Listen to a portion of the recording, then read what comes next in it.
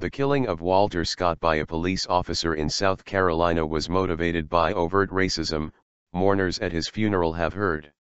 Hundreds of people attended the service at the Ministries Christian Centre in North Charleston to remember the father of four, who was shot last week. Officer Michael Slager was charged with his murder, after a video of the shooting emerged. Reverend George Hamilton said Mr. Slager was a disgrace to the police force. He told mourners, "We will not indict the entire law enforcement community for the act of one racist." Mr. Scott's coffin was draped with an American flag and flanked by members of his family as it entered the church on Saturday.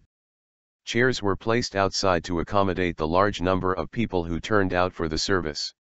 The 50-year-old was shot several times as he ran away from Mr. Slager, who had initially reprimanded him for a broken rear light on his car. His relatives said Mr. Scott probably fled from the officer out of fear of being jailed over missed child support payments. The shooting occurred as heightened scrutiny is being placed on police officer shootings, particularly those that involve white officers and unarmed black suspects. Tyrone Johnson, who went to school with Mr. Scott, described him as a friendly person, who never met an enemy. "There are a lot of people out here, just paying their respects to him and his legacy," he added.